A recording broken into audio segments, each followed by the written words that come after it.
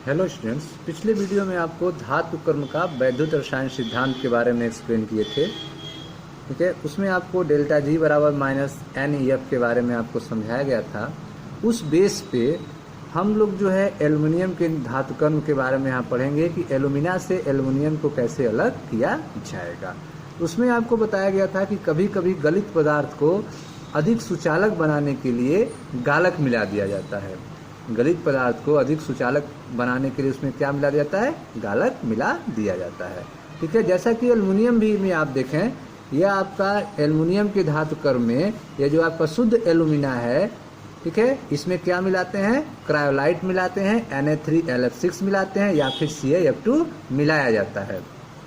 ठीक है, तो इनको मिलाने से क्या होगा? जिससे मिश्रण का गलनांक कम हो जाता है और चालकता आ जाती है। ठीक है, तो इस तरह से आपने देखा कि शुद्ध एल्यूमिना में जो आप क्रायोलाइट मिला रहे हैं, Na3LF6 मिला रहे हैं या फिर CaF2 मिला रहे हैं, इसके मिलाने से मिश्रण का गलनांक कम हो जाता है और इसमें चालकता आ जाती है। ठीक है, गलित आधात्री अर्थात मैट्रिक्स, जो गलित आधात्री है अर्थात मैट्रिक्स का वैद्युत अपघटन किया जाता है। ठीक है, तो Na3L, ठीक है, जो आपका Al2O3 है, ठीक है, Al2O3 है अर्थात गलित आधात्री, इसका क्या आप करेंगे? वैद्युत अपघटन करेंगे। तो गलित आधात्री Al2O3 का वैद्युत अपघटन जो है किसमें करेंगे? तो इसके लिए आप जो है कार्बन की परत युक्त स्टील का एक पात्र लेंगे। कार्बन का परत, ठीक है, कार्बन का परत चढ़ा हुआ स्टील का एक पात्र लेंगे जो किसका काम करेगा? कैथोड का कार्य करता है। कार्बन की परत युक्त स्टील का पात्र कैथोड का कार्य करता है तथा ग्रेफाइट के एनोड उपयोग में लेते हैं। ठीक है, अब ध्यान से देखें, यह आपका फिगर है जिसमें आप देख रहे हैं कि कार्बन का परत युक्त एक स्टील का पात्र है। ठीक है, यह कार्बन का परत लगा हुआ एक स्टील का पात्र है। यह कार्बन का परत किसका काम करता है? कैथोड का काम करता है। ठीक है, और इसमें ग्रेफाइट का एनोड लगा होता है, ग्रेफाइट का एनोड लगा रहता है। ठीक है, तो यह आपका कार्बन एनोड है जो किसका बना हुआ है? ग्रेफाइट का बना हुआ है। ठीक, और कार्बन की परत युक्त यह स्टील का एक पात्र है जो किसका काम करता है? कैथोड का काम करता है।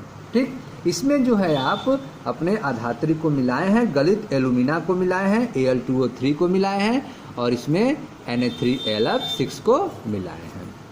ठीक है, अब जो है इसको जब आप वैद्युत अपघटन स्टार्ट कर देते हैं तो इसके जो रिएक्शंस होते हैं उस रिएक्शन में क्या होता है?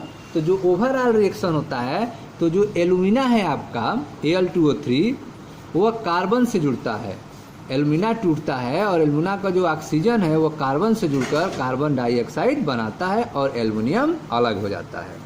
ठीक है, तो इस वैद्युत अपघटन की प्रक्रिया में एल्यूमिना टूटता है, ठीक है, और एल्युमिनियम बनता है और कार्बन जो है कार्बन डाइऑक्साइड में बदल जाता है। वैद्युत अपघटन की यह विधि हाल हेराल्ड प्रक्रम के नाम से प्रसिद्ध है। वैद्युत अपघटन की यह विधि क्या कहलाती है? हाल हेराल्ड प्रक्रम कहलाती है। ठीक है, इसमें क्या किया जाएगा? गलित द्रव्य का वैद्युत अपघटन एक वैद्युत अपघटनी सेल में, ठीक है, ये जो गलित द्रव्य है आपका, गलित एल्यूमिना है Al2O3, इसका वैद्युत अपघटन किसमें करते हैं?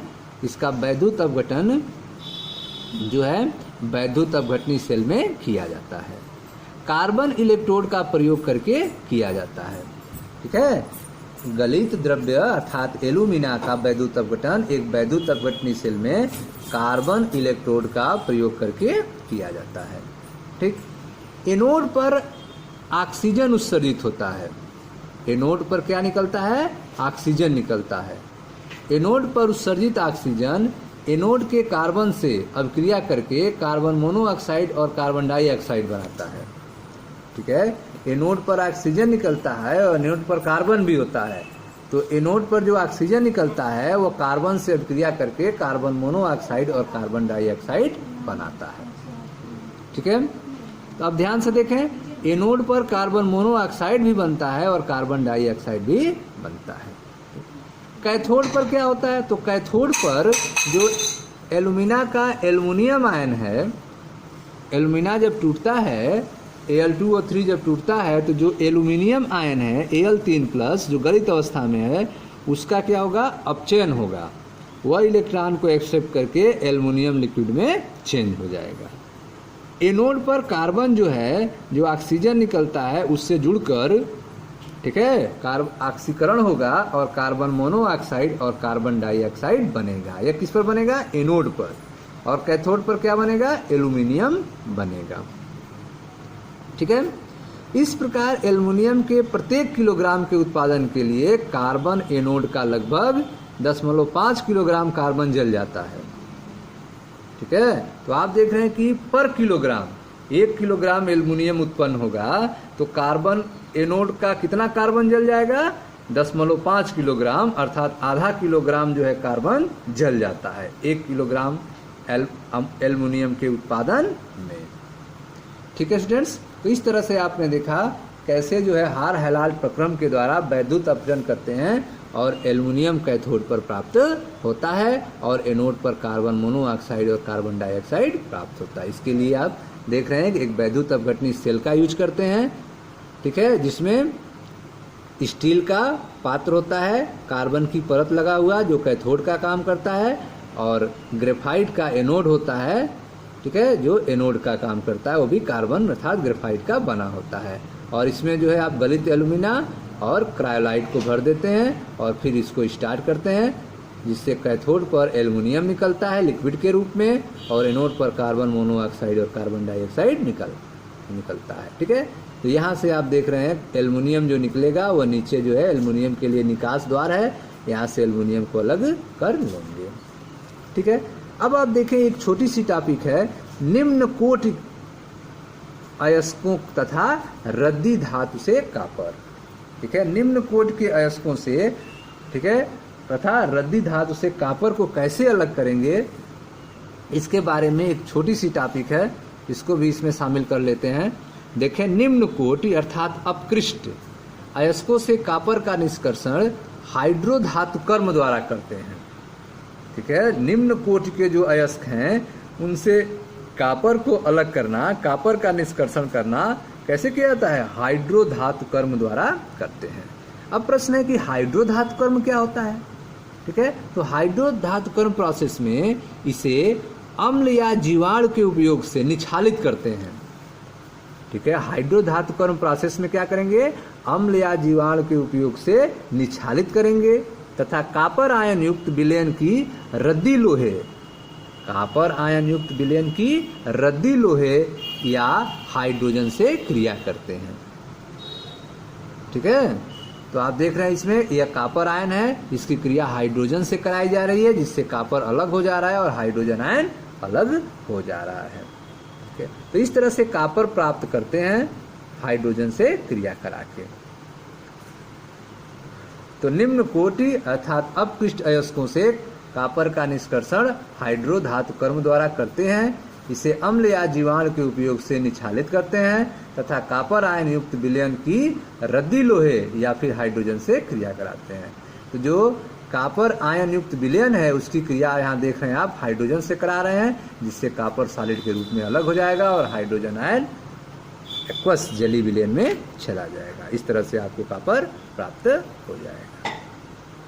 ठीक है स्टूडेंट्स, तो इस तरह से आपने देखा निम्न कोटि अयस्कों से रद्दी धातु से कॉपर को कैसे अलग किया जाता है, हाइड्रो धातु कर्म प्रोसेस के द्वारा। ओके स्टूडेंट्स, एक क्वेश्चन है, उदाहरण है, इसको भी देख लेते हैं। एक स्थान पर निम्न कोटि के कॉपर अयस्कों के साथ जिंक तथा आयरन की रद्दी धातु भी उपलब्ध है। तो आप देख रहे हैं कि वहाँ पर जो निम्न क्वालिटी का कॉपर अयस्क है और उसके साथ जिंक और आयरन भी रद्दी धातु के रूप में उपलब्ध है। निछालित कॉपर अयस्क के अपचयन के लिए दोनों में से कौन सी रद्दी धातु अधिक अनुकूल है तथा क्यों। ठीक है, तो जो निछालित कॉपर अयस्क है तो कॉपर के अपचयन के लिए कौन सी रद्दी धातु अधिक अनुकूल होगी। ठीक है, जिंक अधिक अनुकूल होगी को आयरन अधिक अनुकूल होगा। तो आप वैद्युत रासायनिक श्रेणी के बारे में पढ़े हैं, तो वैद्युत रासायनिक श्रेणी में जिंक आयरन से ऊपर होता है। जिंक जो होता है वो आयरन से क्या होता है, ऊपर होता है, अर्थात जिंक अधिक क्रियाशील धातु है आयरन की तुलना में। तो यदि रद्दी जिंक का उपयोग किया जाता है तो अपचयन तेजी से होगा। ठीक है, आयरन और जिंक की तुलना किया जाए तो जिंक क्या होगा, अधिक क्रियाशील होगा। तो आयरन की जगह किसका यूज करेंगे, जिंक का यूज करेंगे। तो रद्दी जिंक का उपयोग किया जाए तो अपचयन तेजी से होगा। परंतु जिंक आयरन से ज्यादा कीमती धातु है। जिंक क्या है, आयरन से ज्यादा कीमती धातु है, इसलिए रद्दी आयरन का उपयोग उपयुक्त और लाभकारी होगा। ठीक है, तो आप देख रहे हैं कि जिंक जो है वो आयरन से कीमती धातु है। जिंक का उपयोग तो आप कर सकते हैं, अपचयन में तेजी से होगा, लेकिन जिंक जो है वो महंगी धातु है, इसलिए जिंक आयरन से ज्यादा कीमती धातु है, इसलिए रद्दी आयरन का उपयोग उपयुक्त और लाभकारी होगा। ठीक है, इसलिए जिंक के स्थान पर आयरन का उपयोग किया जाता है। Okay students, thank you.